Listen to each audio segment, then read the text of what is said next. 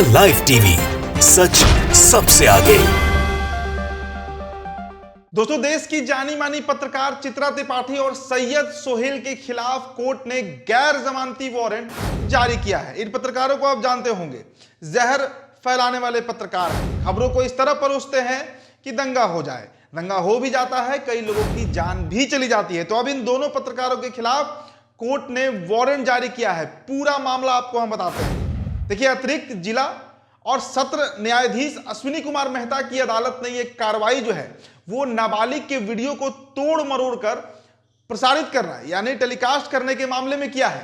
सुनवाई के दौरान दोनों आरोपियों के जो एडवोकेट हैं यानी अधिवक्ता, उन्होंने अदालत के समक्ष वो खुद पेश हुए और उनके वकीलों ने हाजिरी माफी का आवेदन किया, जिसे अदालत ने खारिज कर दिया है। अदालत ने फटकार लगाया है और उनकी जमानत को रद्द कर दिया गया है। वहीं चित्रा त्रिपाठी के अधिवक्ता की बात करें तो उन्होंने महाराष्ट्र विधानसभा चुनाव और सोहेल के अधिवक्ता ने उत्तर प्रदेश उपचुनाव में इन दोनों पत्रकारों की व्यस्तता का हवाला दिया था कि चूंकि चुनाव चल रहा है तो ये पत्रकार अभी काफी बिजी हैं। लेकिन अदालत ने इन सभी तर्कों को नकार दिया है और दोनों आरोपियों को अदालत की उपस्थिति से छूट देने से मना कर दिया है। मतलब उनको किसी भी कीमत पर कोर्ट में हाजिर होना होगा।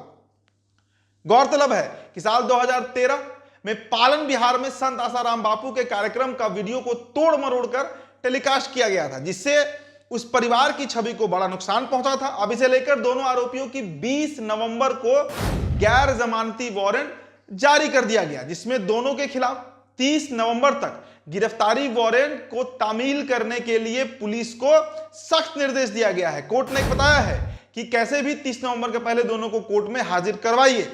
अगली खबर आप जान लीजिए। भारतीय बिजनेसमैन यानी अरबपति गौतम अडानी पर अमेरिकी रिपोर्ट में लगे आरोपों के बाद राहुल गांधी ने एक बार फिर से अडानी को गिरफ्तार करने की मांग की है। आज यानी 27 नवंबर को, क्योंकि संसद का शीतकालीन सत्र चल रहा है, संसद परिसर में मीडिया से बात करते हुए राहुल गांधी ने कहा है कि जेंटलमैन, अडानी को गिरफ्तार किया जाना चाहिए।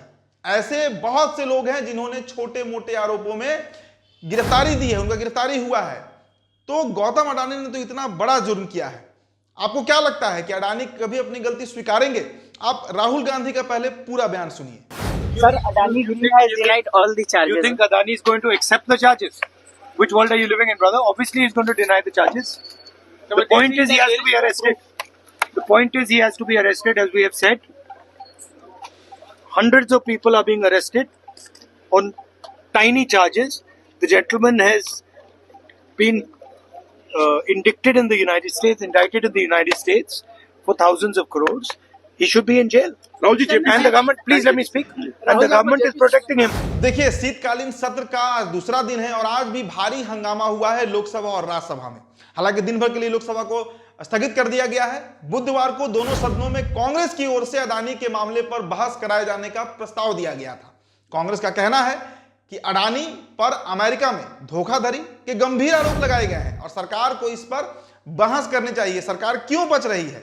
संसद के बाहर नेता प्रतिपक्ष राहुल गांधी ने पत्रकारों से बातचीत भी किया। वो बयान हमने आपको सुनाया है, जिसमें राहुल गांधी ये सीधा आरोप लगा रहे हैं कि आखिर क्यों सरकार चुप है गौतम अडानी के मामले पर। और भी इतना बड़ा आरोप देश में नहीं, मुल्क के बाहर दूसरे देश ने, अमेरिका ने इतना बड़ा आरोप लगाया है कि अडानी एक कंपनी को, अपनी कंपनी को कॉन्ट्रैक्ट दिलाने के लिए $25 करोड़ की रिश्वत दे रहे थे और इस मामले को छिपाने का उन पर आरोप लगा था। इसके बाद कांग्रेस ने गौतम अडानी की गिरफ्तारी की मांग की थी।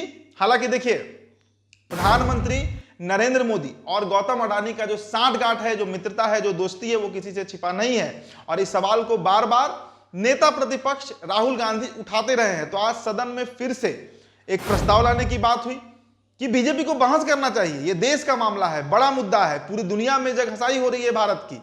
कई ऐसे देश हैं जो अडानी ग्रुप को बैन कर रहे हैं। आज फ्रांस ने कर दिया, ब्रिटेन करने जा रहा है, केन्या, बांग्लादेश, श्रीलंका जैसे करीब 7 मुल्क ऐसे हो चुके हैं जिन्होंने अडानी को बैन कर दिया है। तो भारत सरकार आखिर क्यों इसे बचा रही है?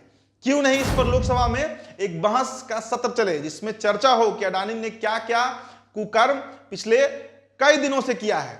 चलिए, अडानी के बाद आपको एक और खबर हम दिखाते हैं। खबर को पहले आप फोटो देखिए। फोटो में आप शायद इनको पहचान रहे होंगे, ये जज चंद्रचूड़ हैं और किसके साथ दिख रहे हैं? योगी आदित्यनाथ के साथ दिख रहे हैं।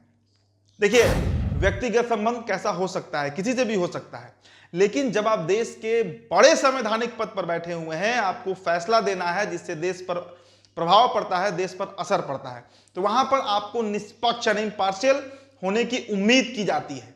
लेकिन जज साहब ने जिस तरीके के फैसले दिए हैं अपने जज रहने के दरमियान, अपने करियर के दौरान, उस पर कई बार सवाल उठा है। और अब जिस तरीके से तस्वीरें निकलकर सामने आ रही हैं डीवाई चंद्रचूड़ की, बहुत कुछ कह रही है ये तस्वीरें। ये बता रही हैं कि संघ का पृष्ठभूमि होना उनके लिए बेहद फायदेमंद रहा, इस सरकार को उन्होंने काफी फायदा पहुंचाया। खैर जो भी हो, लेकिन ये सवाल जरूर उठ रहा है कि चंद्रचूड़ और बीजेपी में क्या साठगांठ है। चलिए अगली खबर आपको हम बताते हैं। जमीयत उलमाए हिंद ने पूजा स्थलों की सुरक्षा के कानून की सुरक्षा और उसे प्रभावी तरीके से लागू करने के लिए सुप्रीम कोर्ट में याचिका दायर की थी, जिस पर पिछले 1 साल से कोई सुनवाई नहीं हुई। सुप्रीम कोर्ट के रिटायर्ड जज डीवाई चंद्रचूड़ ने केंद्र सरकार को हलफनामा दाखिल करने के लिए कई बार मोहलत दी, जिसके स्थगन के परिणाम स्वरूप मामले की सुनवाई नहीं हो सकी। लेकिन अब जब संभल की घटना घटी है, बेहद दर्दनाक घटना घटी है, उसके बाद जमीयत उलमाए हिंद ने इस महत्वपूर्ण मामले की अपील भारत के सर्वोच्च न्यायालय में की है कि जल्द से जल्द सुनवाई किया जाए। इसके लिए अनुरोध किया जा रहा है। एडवोकेट ऑन रिकॉर्ड एजाज मकबूल ने भारत के सर्वोच्च न्यायालय यानी सुप्रीम कोर्ट के रजिस्ट्रार को पत्र लिखा है और इस महत्वपूर्ण मामले को भारत के मुख्य न्यायाधीश के समक्ष प्रस्तुत करने का उन्होंने आग्रह किया है, अनुरोध किया है।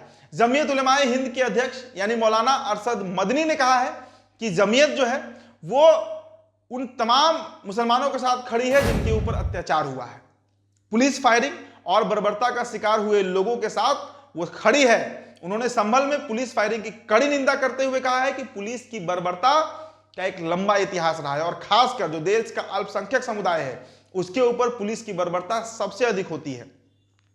चाहे वह मलियाना हो, हसीमपुर हो, मुरादाबाद हो, हल्द्वानी हो या संभल हो, हर जगह पुलिस का एक घिनौना चेहरा सामने आते रहा है।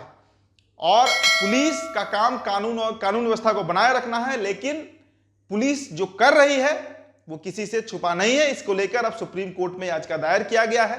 सुप्रीम कोर्ट का फैसला क्या आता है इस पर हमारी नजर बनी रहेगी। अब बने रहिए द लाइव टीवी के साथ। मेरा नाम उदित तारन है। बहुत बहुत शुक्रिया। द लाइव टीवी, सच सबसे आगे।